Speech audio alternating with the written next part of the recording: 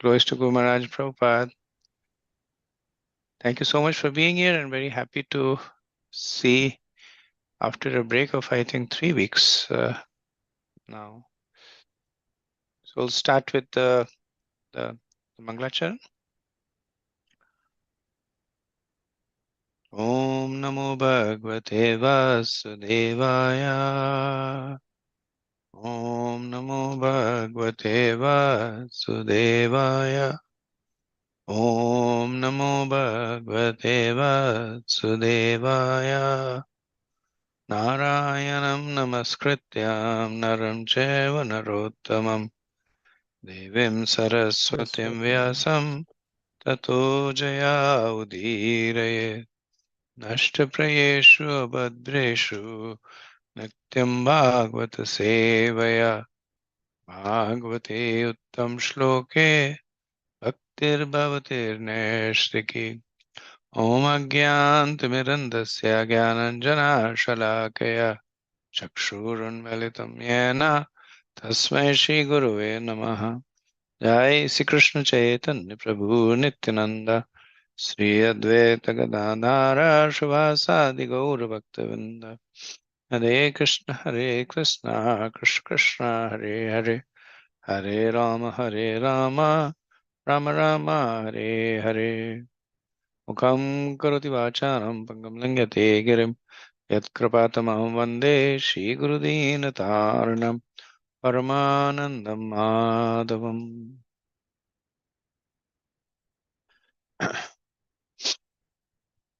Hare Krishna. Once again, thank you for joining and happy to see our Vaishnav Sangha once again after a bit of a break.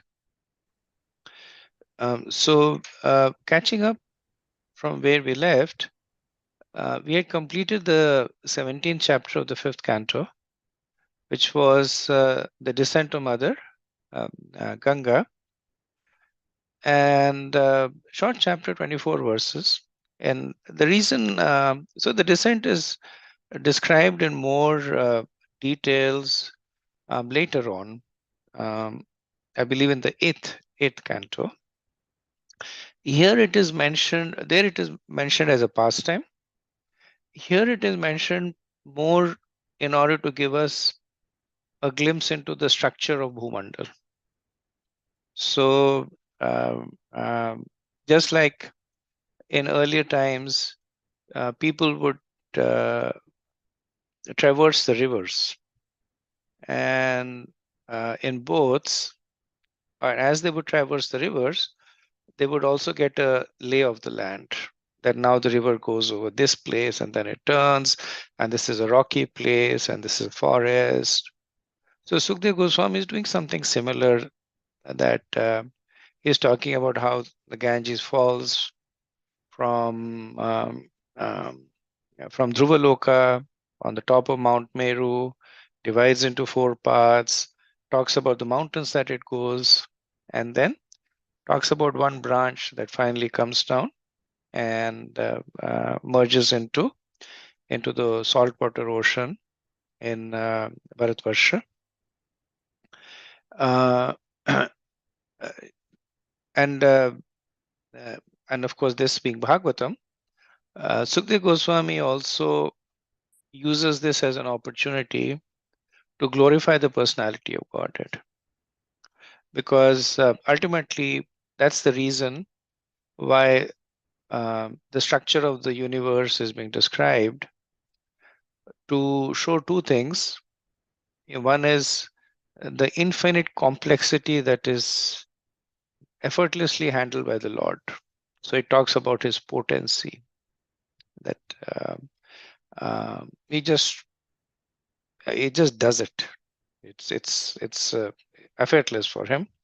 But then when you unwrap it, then you see how complex it is. So you get a sense of the greatness of the Lord.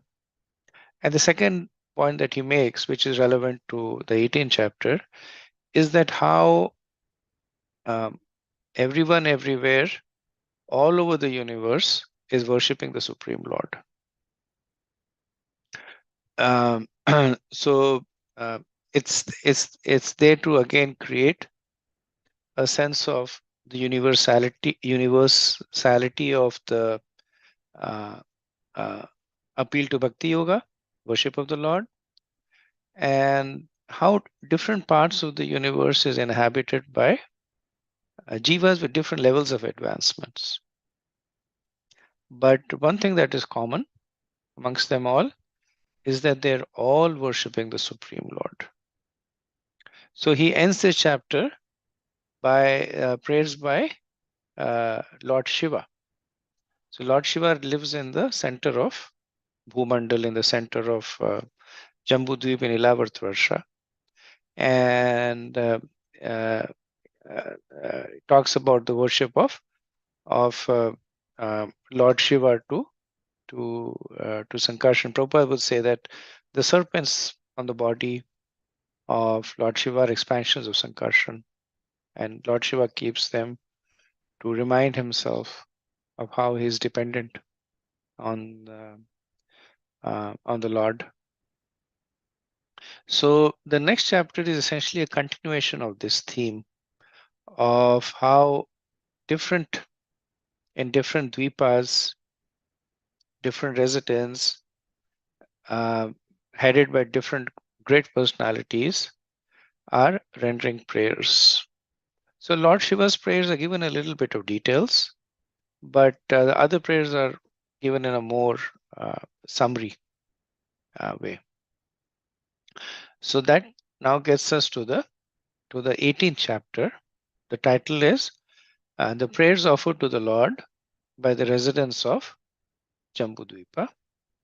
So here we will see that there are 6 prayers that are rendered to the Lord or described, and these are essentially the uh, the divisions in Jambudvipa.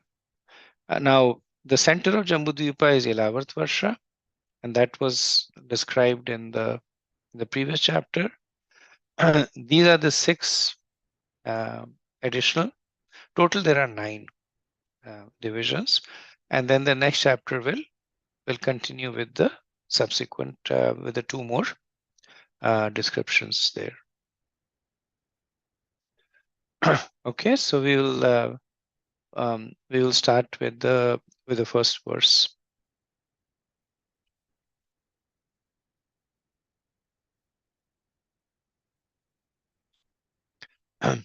Sang Prabhu, could you read the translation, please? Yes, Prabhu.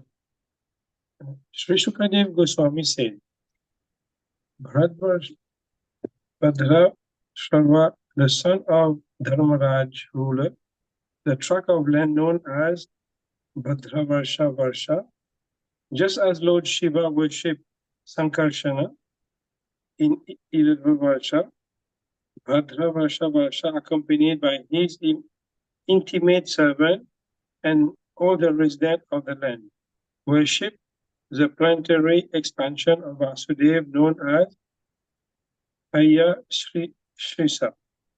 Lord Haya Shrisa is very dear to the devotees, and he is the director of all religious principles.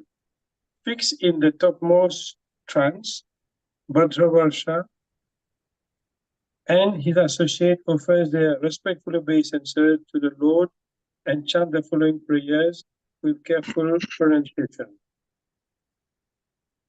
So this is the introduction verse. Essentially, now it's talking about the prayers in Bhadravarsha. As I mentioned, the Jambudvipa has 9 varshas. In the previous chapter, the worship in Ilavartvarsha by Lord Shiva. Now we see that Bhadravarsha is worshipping Hayashirsha. So Hayashirsha is the form of the Lord with who has the head of a horse, and will uh, uh, pastimes of Hayashirsha. There are different Puranas about how he preached to Lord Brahma, gave him the Vedas when he had lost it, how he protected the Vedas from a demon. And so we'll see the prayers that are being given, rendered to Lord Hayashirsha. Bhadra Sava Shuchu Om Namo Bhagavate Dharmayatma Vishonaya Dharmayatma Vishodhanaya Nama iti. The ruler, Bhadravarsha, and his intimate associate utter the following prayers. We offer our respectful obeisances unto the Supreme Lord of Godhead, the reservoir of all religious principle, who cleanses the heart of the conditioned soul in this material world. Again and again we offer our respectful obeisances unto him. So, Om Namo Bhagavate. This is essentially, we see this invocation that is attracting the attention of the Lord. So when you say Om, that which follows is transcendental in nature. Namo means I give my obeisances, and Bhagavate means to the personality of Godhead. Bhagavate is a general word um, which can refer to anybody that is superior. Bhagwan is one who is opulent. Krishna is the supreme Bhagwan. Contextually, here we can understand that when they're saying Om Namo Bhagavate, they're referring to Krishna or Lord Vishnu. So he's glorifying the Lord in two ways. At first, he says that Dharmayatama. And so Dharmayatma means that he is the reservoir or the source of all religious principles. And Vishodhanaya means that he cleanses the heart of the conditioned soul. So when it says, Vishnu Chakravarti says that when it is said here that Dharmaya Atma Vishodhanaya, the Atma over here refers to the mind, to the consciousness. Because if the Atma would refer to the soul, then it would be semantically incorrect, because the soul is always pure. So the Atma can refer to the conditioned self, or more specifically here, it refers to the conditioned mind or the consciousness. So in the purport, Srila Prabhupada writes the interesting fact that he says that the conditioned souls are being tormented, but they are not aware that they are being tormented. Right? So Prabhupada would give this example of a camel eating thorns, a cactus with thorns, and the thorns of the cactus are lacerating its mouth and it's bleeding, but the camel thinks that it is delicious because it is mixing with the pulp of the camel. So he's suffering, but the opposite thing, the thing that he is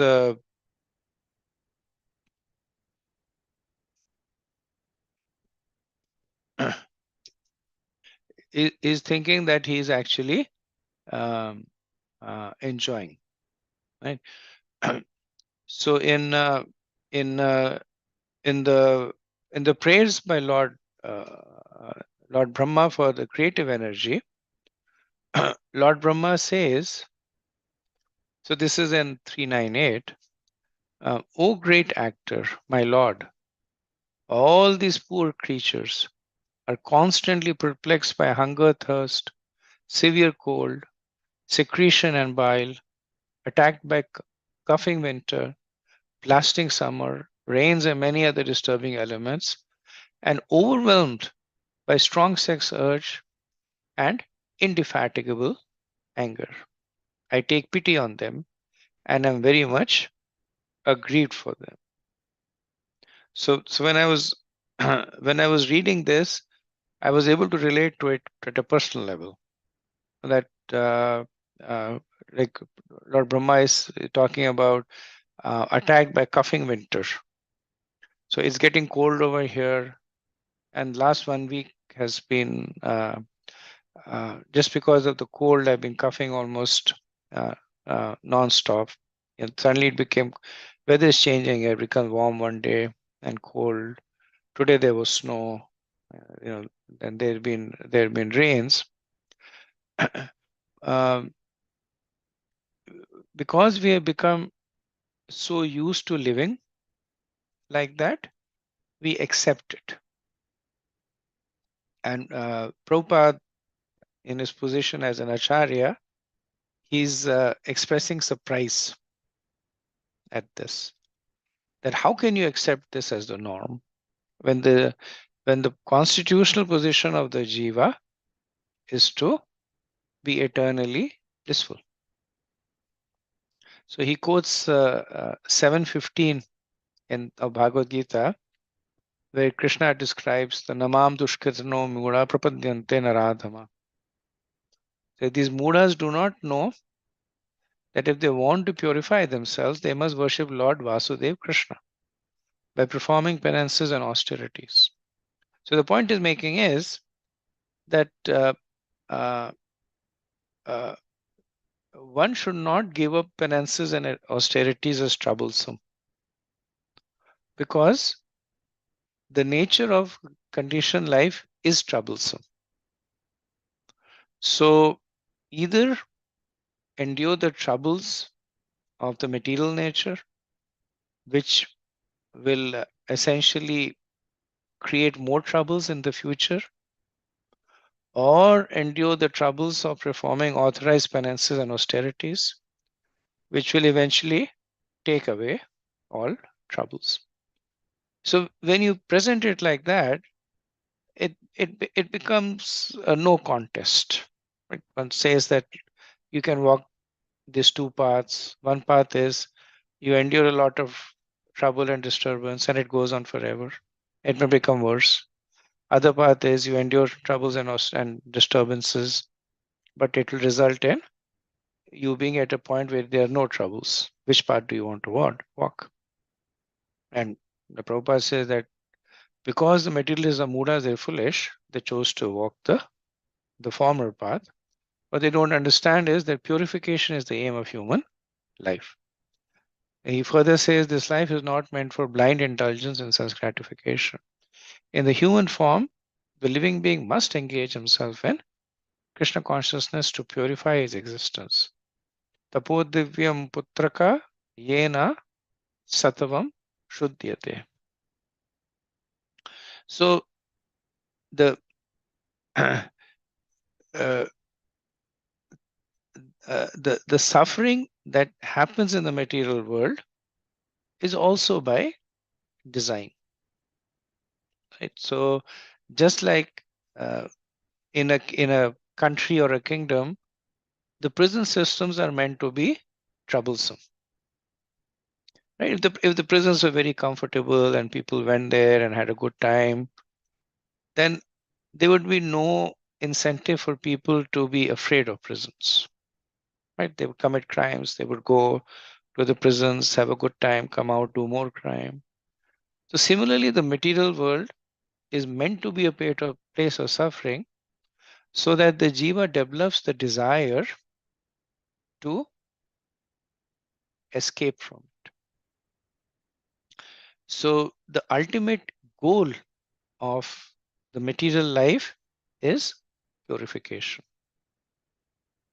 In fifth canto, Rishabh Dev's, when he's preaching to his 100 sons, he says that, my dear boys, of all the living entities who have accepted material bodies in this world, one who has been awarded this human form should not work day and night for sense gratification, which is available even for dogs and hogs that eat stool.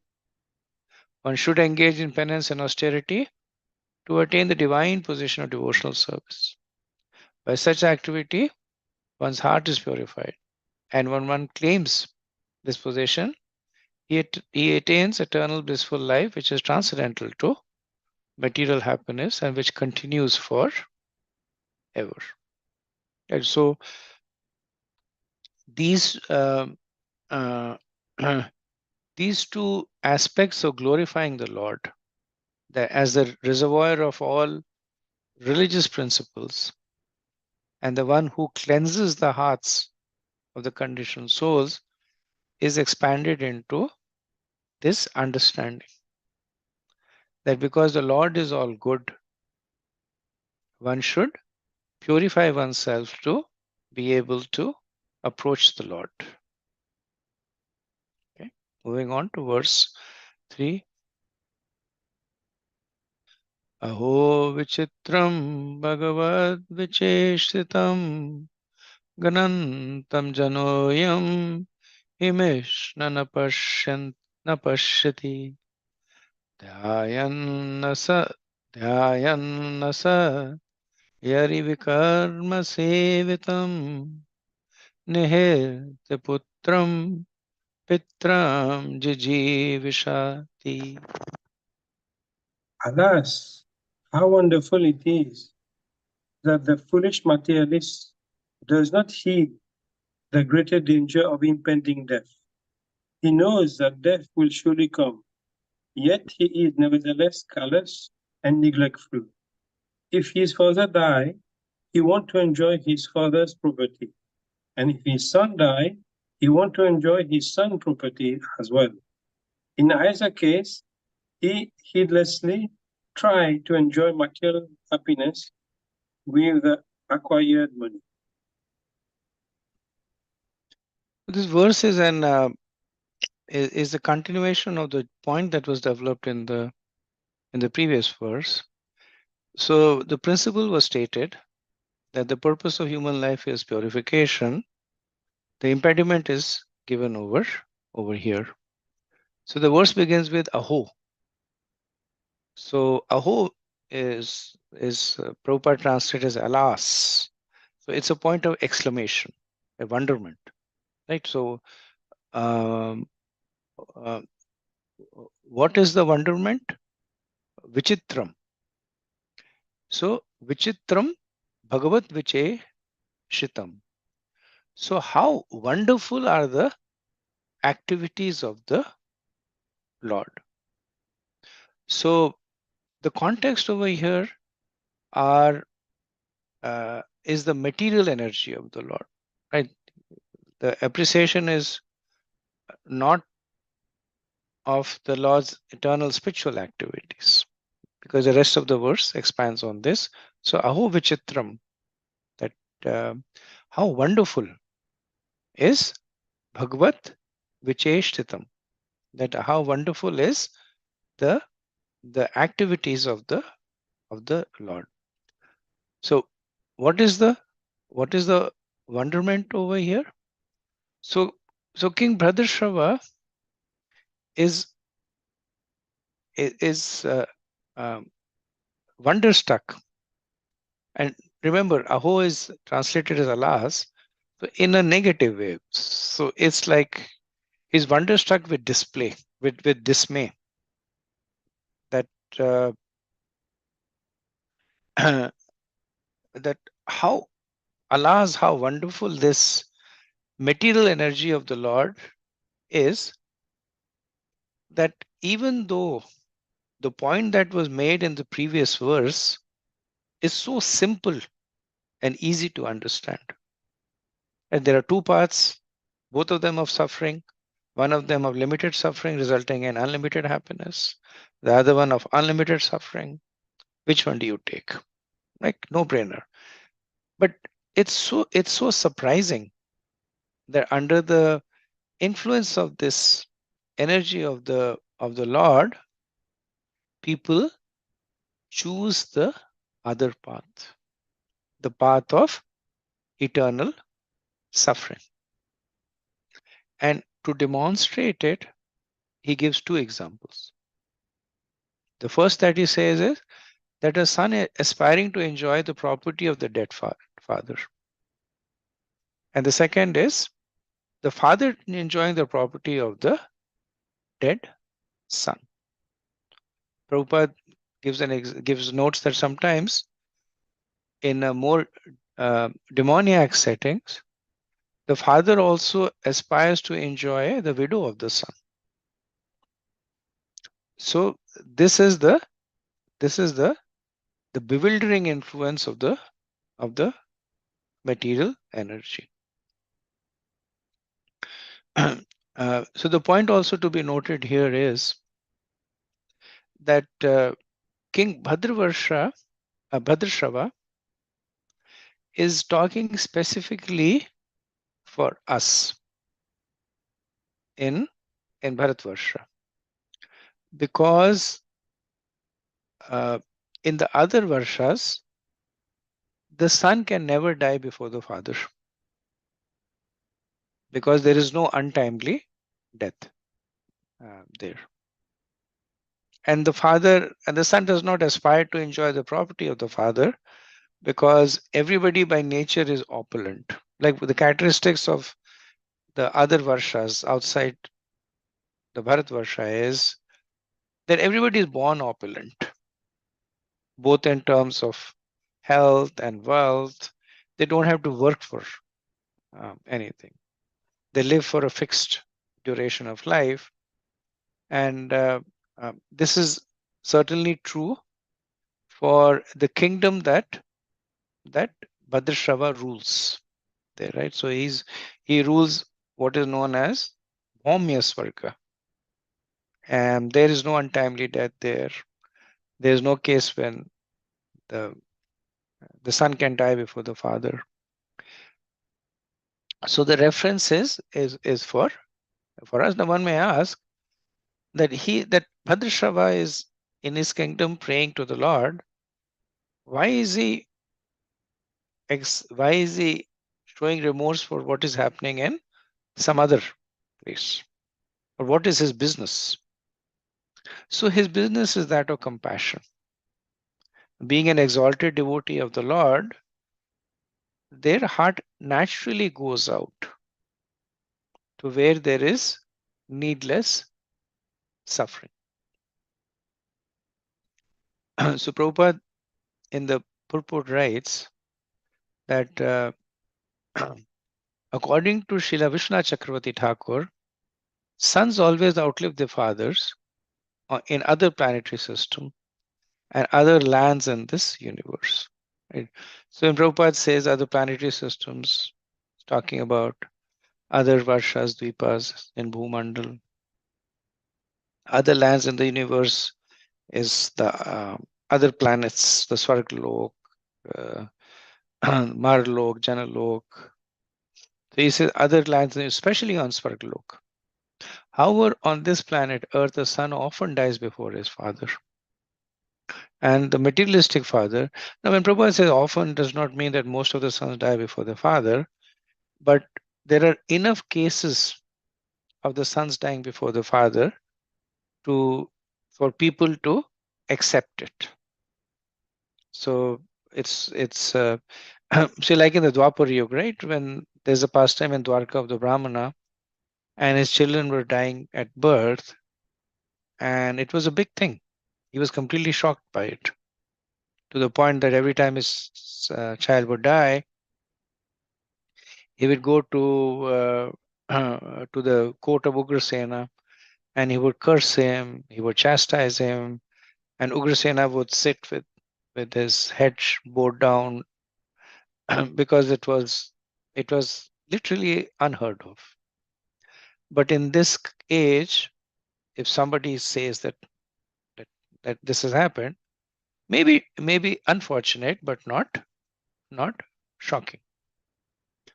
So Prabhupada continues that neither the father nor the son can see the reality that both of them are awaiting death. Right? Regardless of who dies first, the other one is eventually going to die. And then when death comes, all the plans for material enjoyment are finished. So in the second canto of the Bhagavatam, Sukadeva Goswami, this is when he just begins to preach to Parishit Maharaj. He makes this point, Dehapatya Kalatradesh, Atma Shainasya Asatsapi, Tesham Paramato Nidanam, Pashyannapi na Pashyati. That people devoid of Atma Tattva do not inquire into the problems of life, being too attached to the fallible soldiers like the body, children, and wife. Although sufficiently experienced, they still do not see their inevitable destruction. So, factually speaking, when one has a brush with death, when near or a dear one dies, or when one experiences death in close proximity, there is always some level of renunciation that appears. So this is known as Shamshan Vairagya. Shamshan is the crematorium. So Shamshan Vairagya is that when people visit the crematorium, they develop some uh, renunciation, but it is temporary because once you're away from the Shamshan, then that feeling of the futility of life, the inevitable end of the life, that gets overshadowed by the immediate need for enjoyment. So in the first canto, 13th chapter, Dhritarashtra quits home. Vidur also makes the same point to Dhritarashtra. So if you remember, he's speaking very, very harshly to Dhritarashtra. And he's talking to him about that. Firstly, he says that you're old now, and he gives many symptoms, right? That he says that um, you're coughing, mucus, failing eyesight, etc., etc.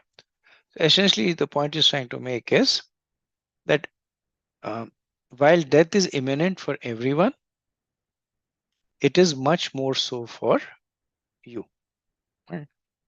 Then he tries to show to him that how he's surrounded by death.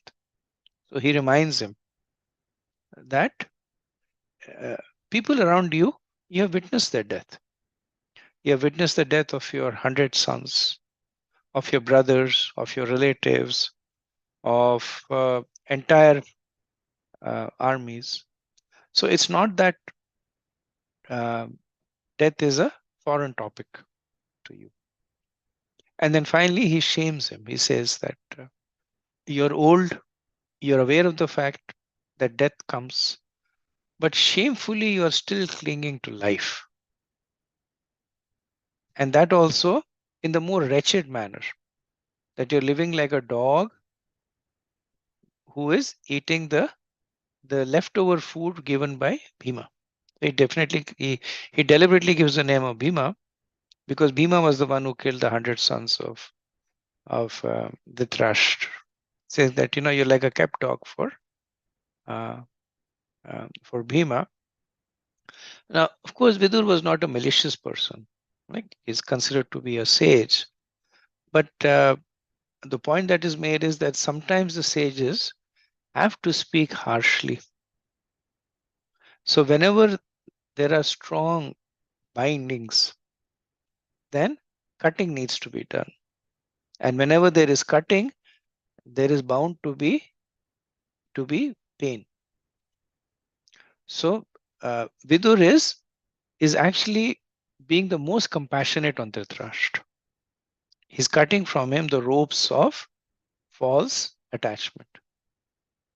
And whatever pain that he's giving him is going to result in ultimate happiness. In case of Dhritarashtra, it was impersonal happiness, but nevertheless, happiness.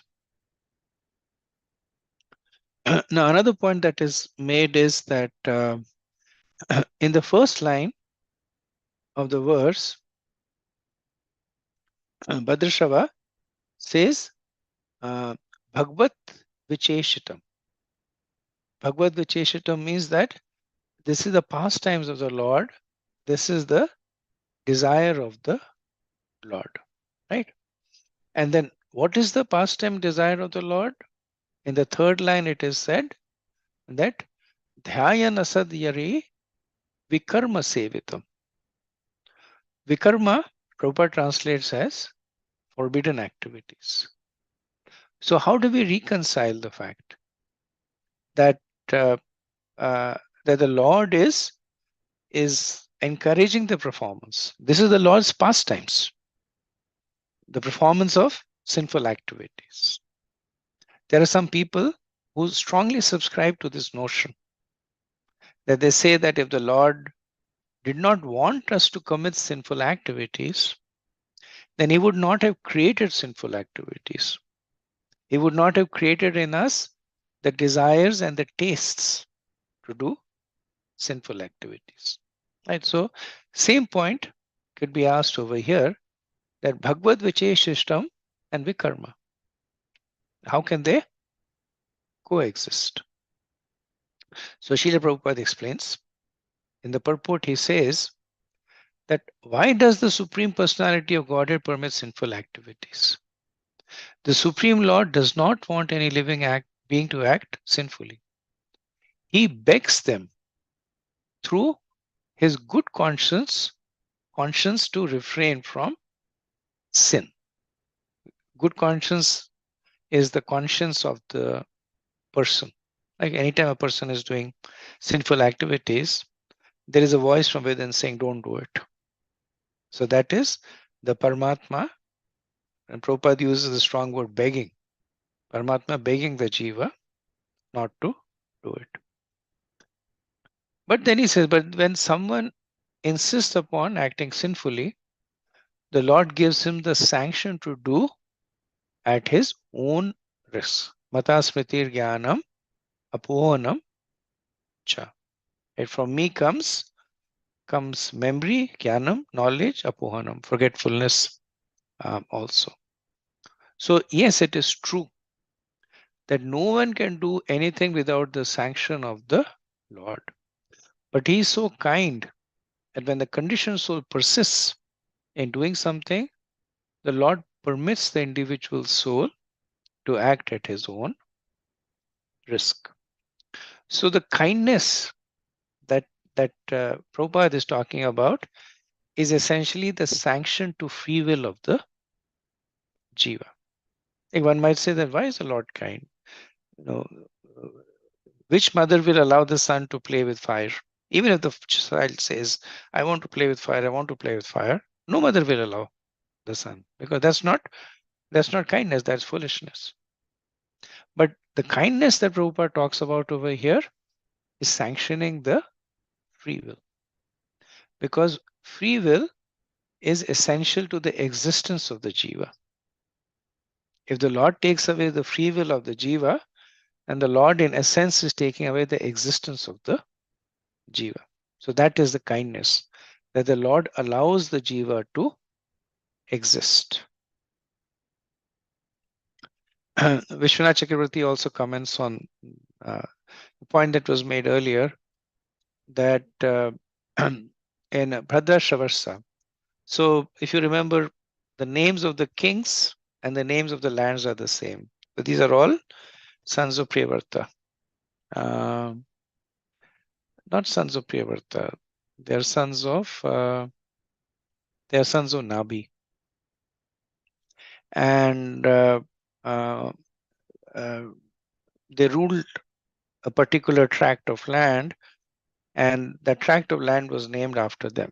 Right? That's why we see that the king's name is Bhadra and the tract of land name is also Bhadra. So Vishwanath Chakravarti says that in Bhadra and other heavenly planets on the Bhumandal, a person does not meet with untimely death. This is true. The prayer refers to the residents of Bharat Khanda. Vishwanath is being more technical over here, because actually Bharat Varsha is also composed of heavenly kingdoms. And the southernmost end of Bharat Varsha is Bharat Khanda, which is where we live. So generally Bharat Khanda is also called Bharat Varsha. And that's one reason of confusion, that uh, uh, sometimes, because the names are interchangeably used, that the Bhumandal, which refers to the whole middle planet planetary system, the Earth is also known as Bhumi.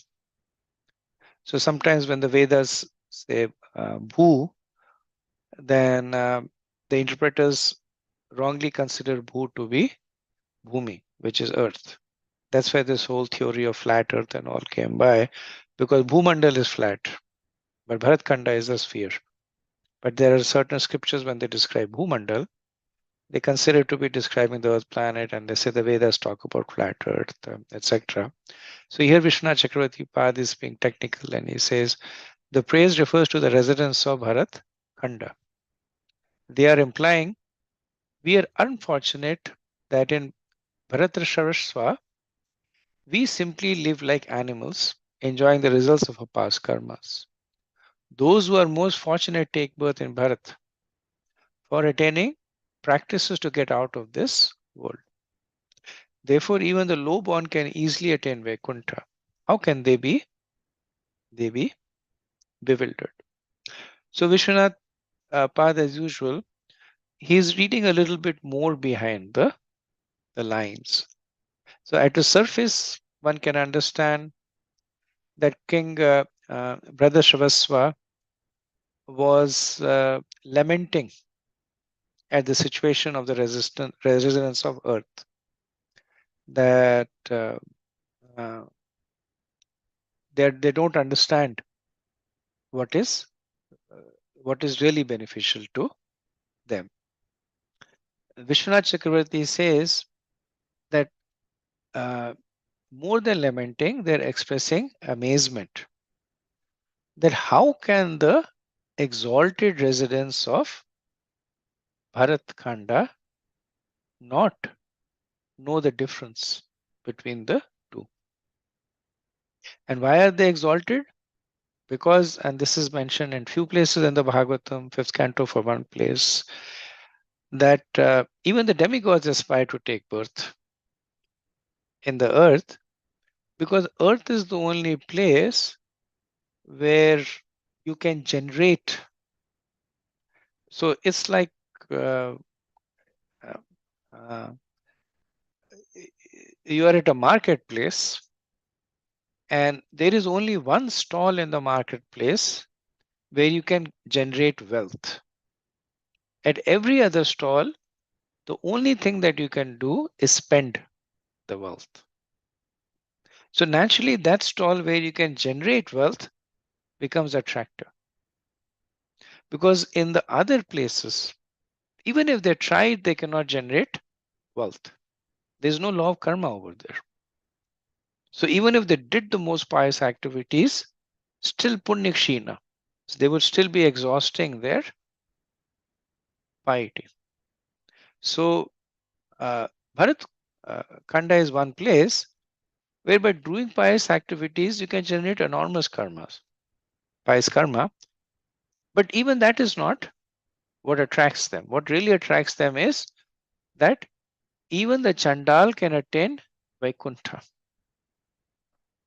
simply by chanting the holy name, by following the process of bhakti. So this is how fortunate, this is how exalted the residents of Bharat Khanda is. How can they be so bewildered? Okay. Let me pause over here and see if there's any discussion on what we have spoken so far.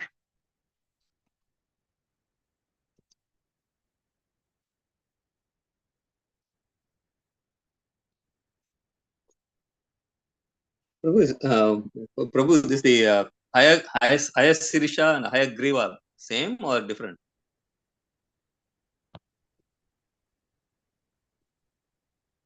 I don't know the answer to that. Haya Griva is The also one of the incarnation of the Lord, isn't it true? Hayagriva is actually, there's a demon also by the name Hayagriva, Yeah. and there's an incarnation of. So the demon had a boon. He had been given a boon, or he had asked for a boon. that I should only be killed by a person whose name is the same as mine. So then Lord took birth again, appeared and as Hayagriva and killed him. Whether they're praying to the same personality, Shesha, Hayagriva, that I don't. Hare Krishna Prabhu, I think they're the same. In the introduction, on the fourth line, it said it does not use a name, it used a name Hayagriva. Oh. Prabhupada uses the word Hayagriva. Yeah, in the introduction on the fourth line. But I don't know, Prabhupada wrote the introduction, but the name Hayagriva is used. Okay. Thank you for spotting that, Prabhu. So that answers your question. Any other comments?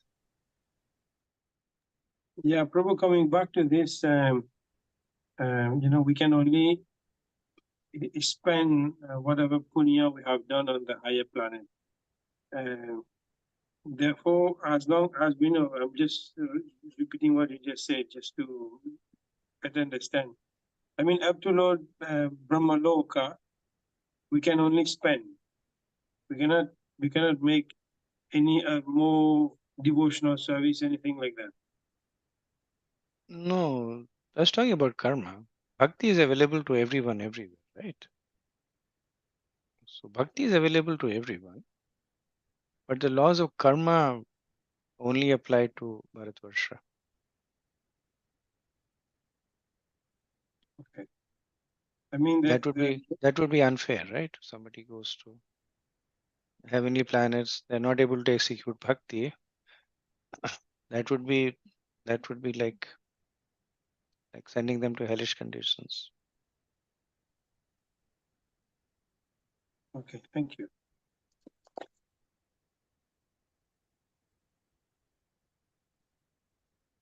Okay.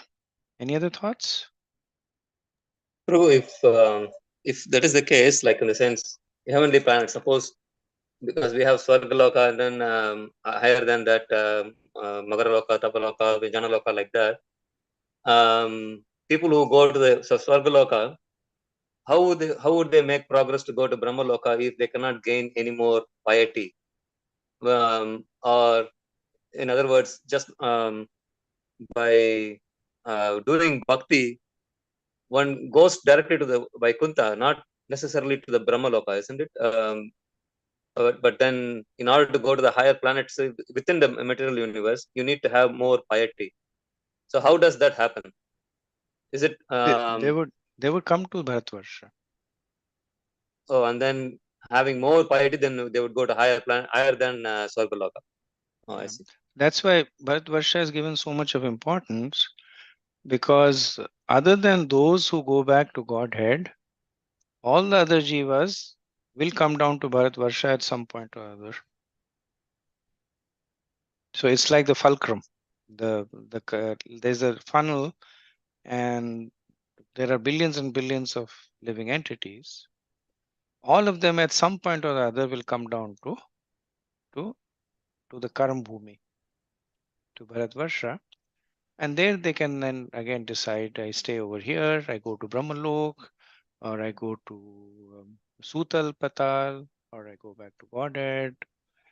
Now, like you were rightly saying, that anybody can go back to Godhead from anywhere. There's no restrictions, because bhakti is available everywhere.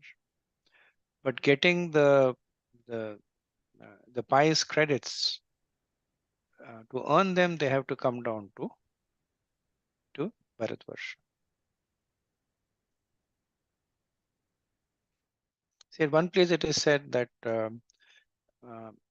Yamraj has no dominion outside Bharatvarsha. So he's the one who is keeping track of all good and bad activities. So if he's not there, he's not keeping track. So then there's no question. Like if you're at a place where when you're earning money or spending money, nobody's keeping track, then your bank account is inconsequential there, right?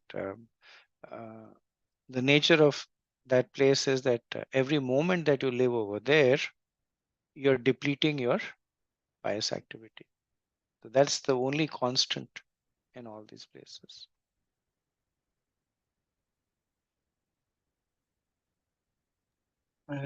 So one more comment, just to clarify.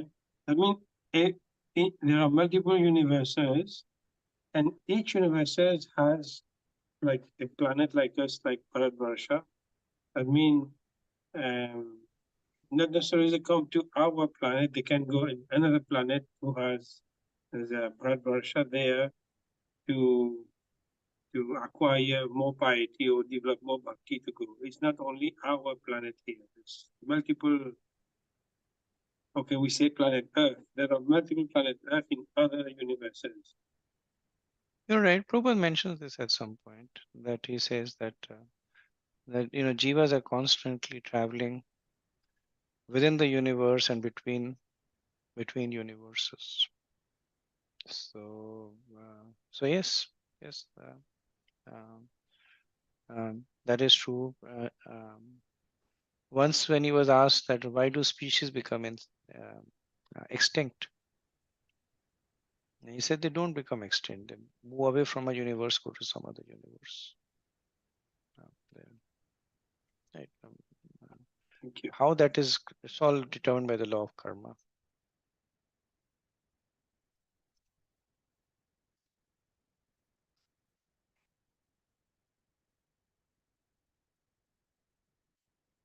Okay. So if there are no more comments, we'll move on to the next verse, verse 4. Vadanti Vishwam Kavayasmanaswaram Pashanti Chadyat Mavido Vipasyata Tatapi Muyanti Tvajamayaya Suveshmitam Krityam Ajam Natusmitam. O unborn one, learn Vedic scholars who are advanced in spiritual knowledge certainly know that this material world is perishable, as do other logicians and philosophers. In trance, they realize the factual position of this world, and they preach the truth as well. Yet, even they are sometimes bewildered by your illusory energy, this is your own wonderful pastime. Therefore, I can understand that your illusory energy is very wonderful, and I offer my respectful obeisances unto you. So in the previous verse, the king had talked about the influence of Maya on ignorant people. So then one may say that they are ignorant people. That's why they get fooled by Maya. In this verse, he talks about the influence of Maya on learned persons. And the point he makes is that it's the same. Whether the person is ignorant or learned, both of them are susceptible to the illusory energy of Maya. So then one might say, then what hope that is there? He said, no, there is hope. So what is the hope? Right. So he says that ajam nataha asmi tam. That therefore I offer my respectful obeisances unto you. So that is the hope. The hope is not that one thinks that by escaping ignorance, I become very learned and now I conquer Maya.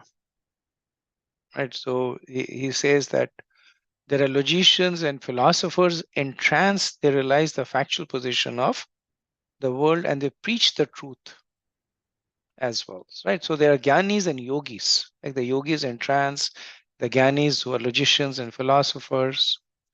And no. So when he says they preach the truth, the point is making is that in order to explain something to somebody else, one has to thoroughly understand it first. Like there are two levels of understanding. One is you understand enough that you can explain it to yourself. But in order to explain to others, you have to understand it very well. So he's talking about that class of people, that class of Gyanis and Yogis who understand it so well, factual position, not by their imagination, that they preach the truth, right? That they don't preach false things, the truth. But even then, he says they sometimes are bewildered by your illusionary energy. So, what hope is there? He says the hope is that I surrender unto you. Vishnu Chakravarti says that when even the wise are bewildered about death, it is not surprising that ignorant people also not see death. This is the astonishing action of the Lord. Giving up the study of the scriptures, I offer respects to you.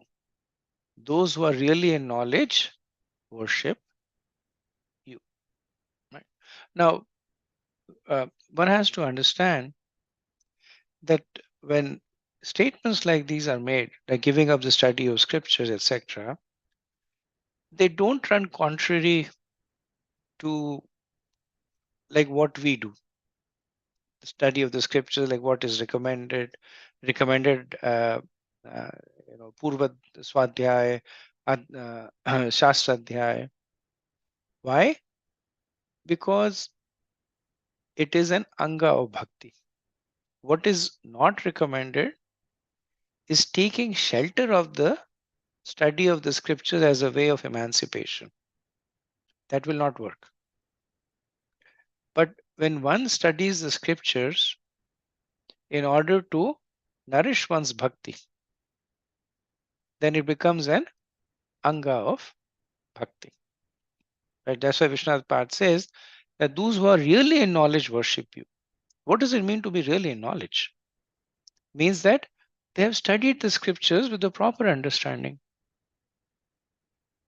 That how do I surrender to the Lord? And when they understand that, they worship the Lord. So Prabhupada writes in the purport, the Lord is always prepared to excuse his devotees. But if a devotee takes advantage of the Lord's leniency and purposefully commits mistakes again and again, the Lord will certainly punish him by letting him fall down into the clutches of the illusory energy. In other words, theoretical knowledge acquired by the study of the Vedas is insufficient to protect one from the clutches of Maya. One must strongly adhere to the lotus feet of the Lord in devotional service. Then one's position is secure. The Prabhupada makes 2 points, related points in the purport. The second point is straightforward, right? He says that theoretical knowledge acquired by studying of the Vedas is insufficient. One must adhere to bhakti, right? Which is one must study and act upon. That theoretical knowledge is armchair philosophy. Prabhupada would say that is useless. First point that he makes is that if the devotee takes advantage of the Lord's leniency and purposefully commits mistakes again and again, the Lord will certainly punish him by letting him fall down into the clutches of the illusory energy. Right? So, when a devotee falls for whatever reason, then by the mercy of the Lord, even though Prabhupada says punishes, in a way it's a punishment, he falls into this. He becomes a jnani or he becomes a yogi. Right? So like in the sixth canto says Suchi Nam, right? The person becomes uh, uh, uh, uh, born in some kind of piety, whether it is piety of karma gyan or yoga. And there, again by the mercy of the Lord, he remembers his position and resumes the practice. But one of the symptoms of the displeasure of the Lord to a devotee who is violating the tenets of bhakti is that the Lord allows him to get absorbed in karma or jnana or astang. Sometimes you see devotees become too absorbed in hate splitting of the points of the scriptures and write big books upon this, that this particular phrase means this and that. And now, in a way, our Vaishnavacharyas also do that, but they do that in a way that it nourishes bhakti. But then there are others who do this in a way that it covers one's bhakti. That's a sign of displeasure of the Lord. Okay, verse 5. Vishvodbhasthana nirodha karmate ayakarturangiktam apyapavrata yuktam nachitram tvaya karne sarva mane vyatirte cha vastataha. O Lord, although you are completely detached from the creation, maintenance, and annihilation of this material world and are not directly affected by these activities, they are all attributed to you. We do not wonder at this, for your inconceivable energies perfectly qualify you to be the cause of all causes. You are the active principle in everything, although you are separate from everything. Thus, we can realize that everything is happening because of your inconceivable energy. So, in the previous two verses, King Bhadrashava, he has basically presented two options. The situation of people who are ignorant and situation of the people who are learned. And both of them are bewildered by the energy of the Lord. So Vishnu Chakravarti says that after hearing these two verses, the Lord might say that this seems to imply a fault in me. That if I am bewildering everyone, that it means that I am with malice. Whether the person is ignorant or whether the person is knowledge, out of malice I am bewildering them. So the king, he answers this implicit question. So essentially this verse refers to the achintya bheda bhed tattva, right? So the point that he's making, so he says that you're detached from creation, maintenance, and annihilation. You are not directly affected by these activities, but they are all attributed to you. Then he says your inconceivable energies perfectly qualify you to be the cause of all causes, being the active principle of everything, but yet you are separate from everything. Thus, everything is happening because of your inconceivable energy. So you can recognize this as one of the examples of Chinta Bheda Bhed Tattva. The Lord is creating, but he's not affected by the creation, so he's not creating. He's maintaining and destroying, but he is neutral, so he is not maintaining and destroying. So the Lord is putting the jivas under illusion, but the energy by which he puts the jivas under illusion is completely separate from him. So it rests on him, but he's not affected by that energy. So both are true. Yes, the Lord is putting the jivas under illusion, but then at the same time, he is not doing it. That is the Achinta Bhed Tattva. So by extrapolating, so the king, he uses the example of the Lord being the non-doer of the creation, because he does the creation by activating the gunas, right? So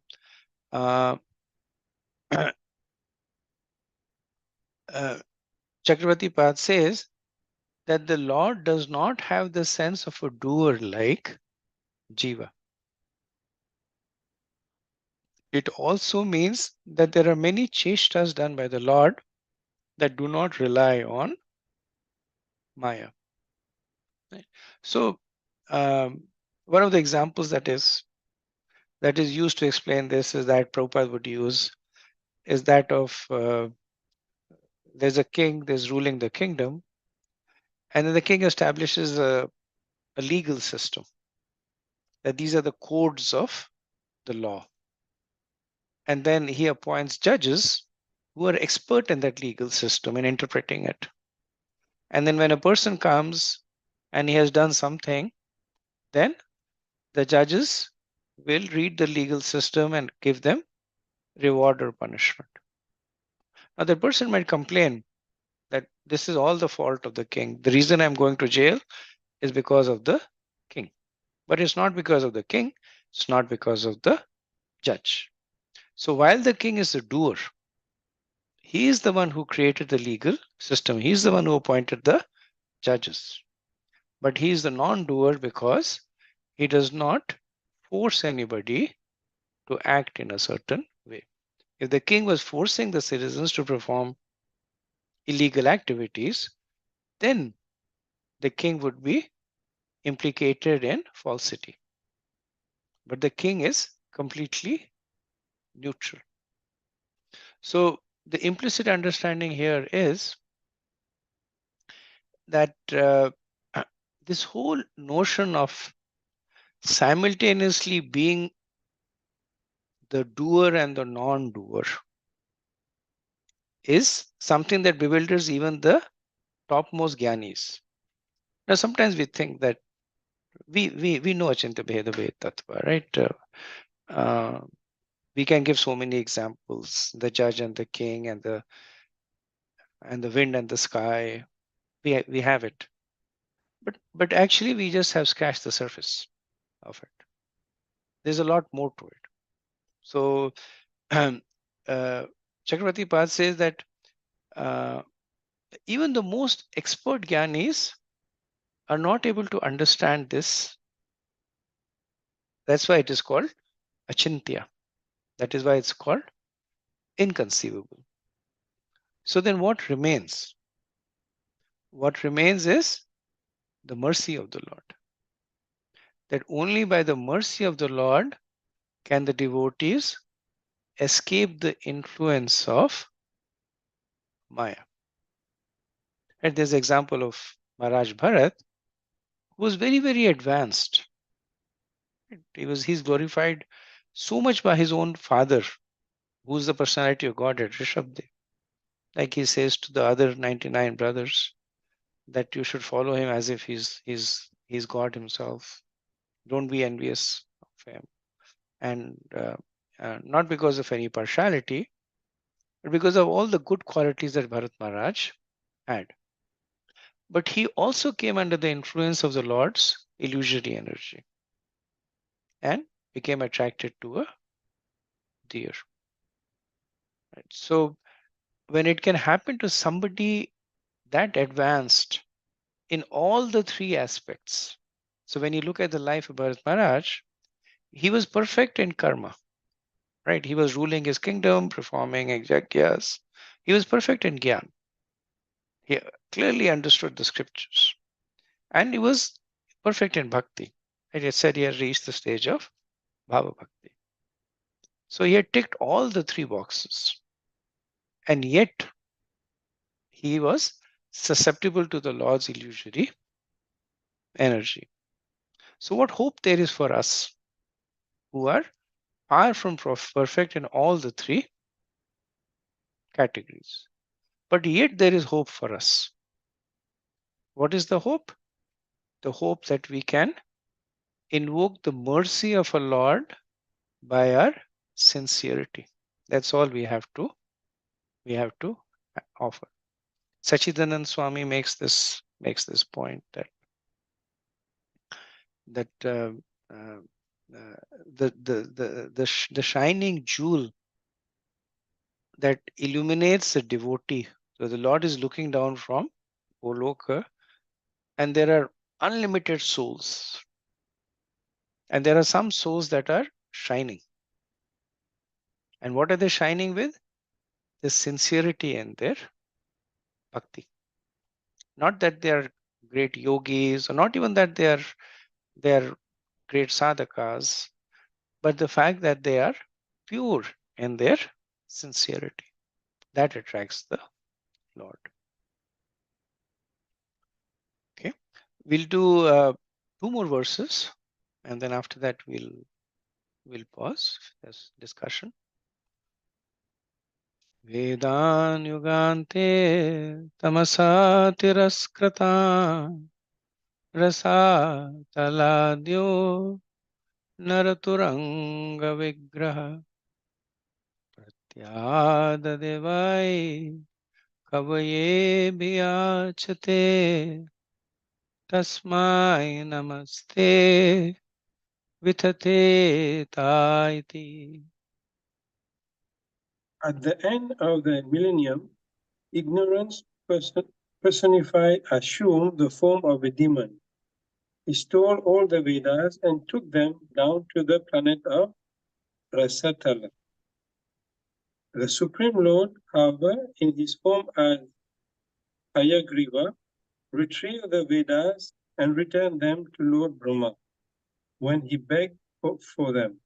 Our firm respectful obeisances unto the Supreme Lord, whose determination never fails. So, so typically in a prayer, there is always some form of glorification of the object of the prayer.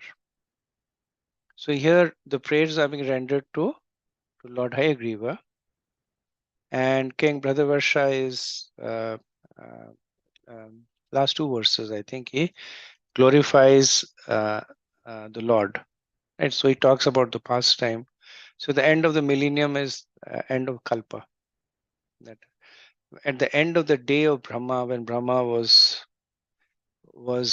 tired and he was getting ready to sleep, then the Vedas escaped from his mouth, and then there was a demon by the name of Hayagriva and took it down to Rasatal. And then Brahma was very aggrieved that when I wake up tomorrow morning, Brahma's tomorrow, then because the Vedas tell him how to do anything. So then the Lord took the form of Hayagriva, went down to Rasatal, killed the demon Hayagriva, and brought the Vedas and restored it. So Prabhupada says that all the Vedic knowledge is imperishable. Within this material world, it is sometimes manifest and sometimes not. When the people of this material world become too absorbed in ignorance, the Vedic knowledge disappears. Lord Hayagriva, Lord Matsya, however, always protects the Vedic knowledge. And in due course of time, it is again distributed through the medium of Lord Brahma. Brahma is a trustworthy representative of the Supreme Lord. Therefore, when Vini again asked for the treasure of Vedic knowledge, the Lord fulfilled his desire. Okay. Next verse. Okay, next verse is mostly prose, so if you can just do the translation, Prabhu. Or actually, let's. I miscalculated. This is the end of the prayer by Bhadrashava. Next set of prayers are by Prahlad Maharaj to Lord Narasimha. Wonderful prayers. So we'll do this next week. Maybe we'll end a little early, but I have something to discuss also. May take 4 or 5 minutes. Before that, I'll stop and see any Any comments, any realizations, anything you'd like to share?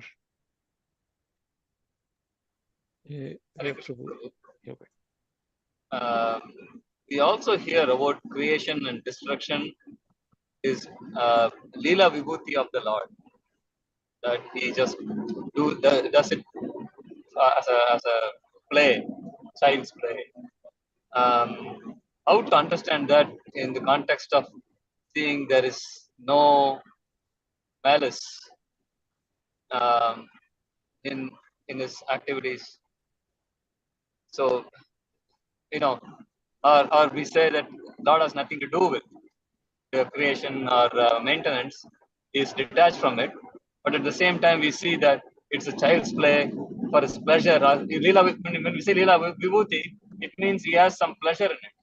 I don't know. That's my understanding. Please clarify this. So when it is mentioned that it's child's play for the Lord, one understanding is that it is effortless.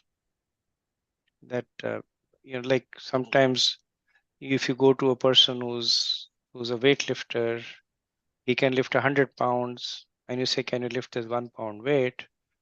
And for him, it's child's play. He'll just with his pinky finger he'll lift it. So when the material world is being created, there are so many things being done, wonderful things, fantastic things that are being done, but they're like child's play for the Lord. He doesn't sweat it, so to speak. Second understanding is, which you yourself are pointing out, that the Lord is in fact Anandamai. Everything that the Lord does is somehow or the else related to the Lord's pleasure. So what is the pleasure in creating the material world? The pleasure is that the Lord is allowing the rebellious jivas an opportunity to rectify themselves, with the hope that they might come back to Him and be reunited with Him. That's the pleasure. The pleasure is that the jivas who are suffering because of the enviousness to the Lord, now they have some place where they can at least have a modicum of enjoyment. That's the pleasure that the Lord has. Um, when we speak about the fact that the Lord is fully detached, and then try to reconcile it with these aspects of yes, there is a pleasure aspect of it. How can one be detached? This is where the scholars, the acharyas, they talk about the inconceivable oneness, that the Lord can be both at the same time, right? He can with pleasure create the material world, yet be completely detached from the act of the creation, maintenance, and destruction of the material world.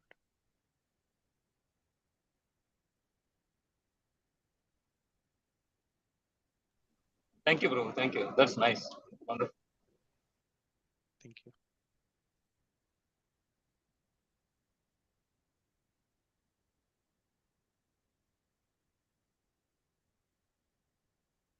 Okay.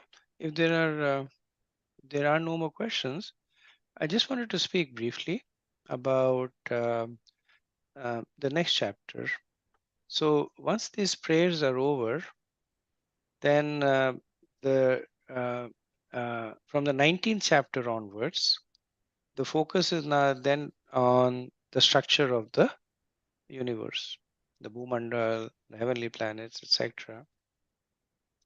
So what I wanted to do was that before we start those chapters, we can have, I'm trying to still figure out if it'll be 3 or 4 or 5 sessions, but let's pick a number 4.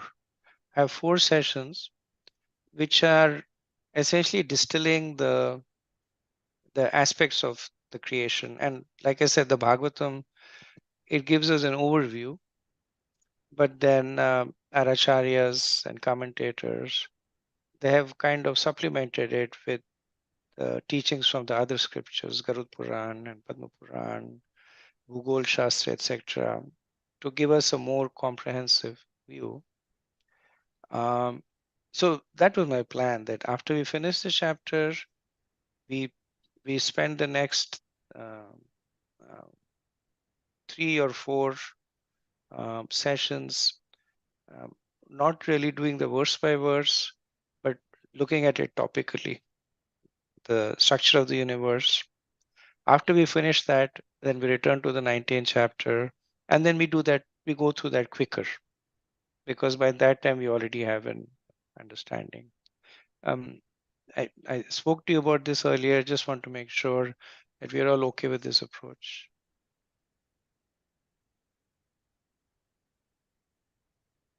Yes, Prabhu, I'm okay. Okay, very good. So my expectation is that maybe in a couple of classes, thank you, Varshana. So maybe in a couple of classes, we'll finish this this chapter, and then we'll begin with our breakout sessions. I'll also invite some other devotees. They also wanted to be a part uh, of this. And if you also want to invite other devotees, feel free to do that. So we'll go through that, and after that finishes, then we'll resume with the remaining. So fifth canto has 26 chapters. So the remaining 7 chapters, 8 chapters, then we'll finish. Okay, and just in terms of, I think, the media of the for the structure of the universe, because it's very, very visual, I'll be kind of relying a lot on visual slides, etc. So so I just want to make sure that you're prepared to be sitting in front of your computer, because without seeing the slides, it will be very, very difficult to understand, especially because I'll be referring to the slides actively when I speak to it. So based on that, we can also make sure that it's a time that works, that you can, you know that you can be in front of the. I know some of you kind of try to make the most of it, do one thing and then another thing at the same time. So we just plan for that also. Okay, so we'll end over here. Thank you. Panchakalpatarubhyascha कृपासिन्धुभ्यैव च पतितनां पावनेभ्यो वैष्णवेभ्यो नमो नमः. अनंत कोटि वैष्णविंद की जय. शिला प्रभुपाद की जय. Hi, Gaur Premanand. Hare Krishna. Thank you very much.